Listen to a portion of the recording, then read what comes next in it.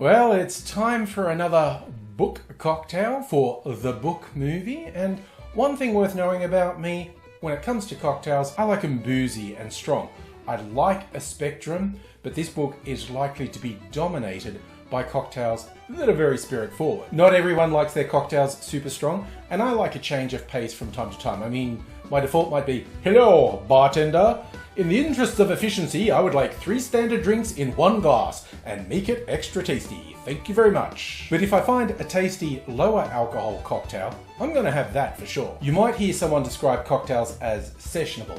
That essentially means you can drink more of them in one drinking session because there's less alcohol in them. Really, to be a sessionable cocktail, it should be 1 standard drink or less in the cocktail. It's an admirable thing to want to reduce your alcohol intake, but I drink lower alcohol cocktails because they taste good. I don't drink them solely because they have a lower alcohol content. I try out a lot of cocktails for this channel. I'll blame it on the channel. We don't need to get into the actual number that I might have over the course of a year, because if I start saying numbers, I start getting doctors with their medical advice because of their evidence-based opinions on the health damage that alcohol does. I keep notes of my favorites that I try, and over the last couple of years, at the end of the year, I have compiled a list of my top 10 and narrowed it down to my favorite of the year. In this video, I'm remaking one from my top 10 list from 2024. The cocktail's called the Holy Smoke. It's very easy to make. It's built around dry sherry, bit of complexity brought in by Benedictine, and a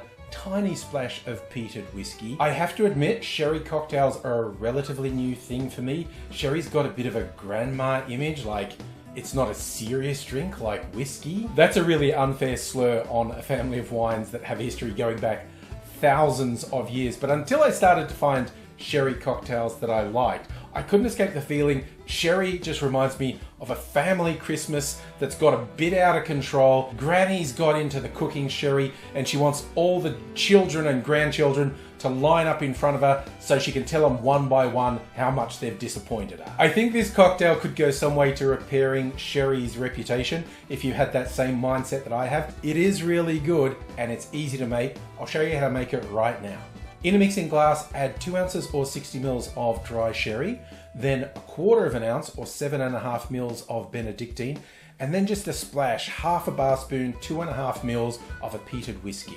Add ice to the glass, stir that for 15-20 seconds. It doesn't need to be as diluted as a spirit-forward drink, but you do want it nice and chilled. And I'm straining that into a pre-chilled Nick and Nora glass. So here we are, the Holy Smoke. That part obviously comes from the peated whiskey.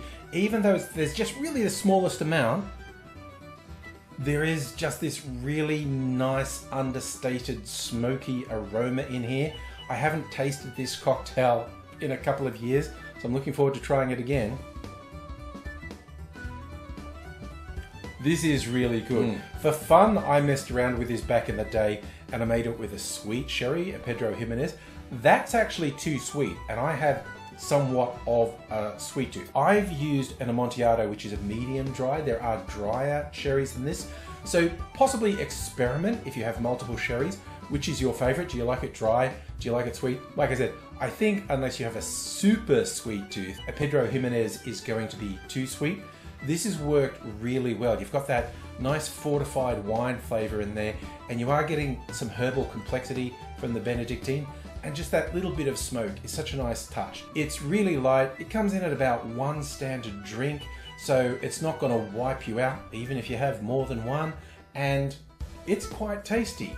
If you've never gotten into sherry, this is a great one to try, and I'd love to hear from you if you do try it, what you think of it.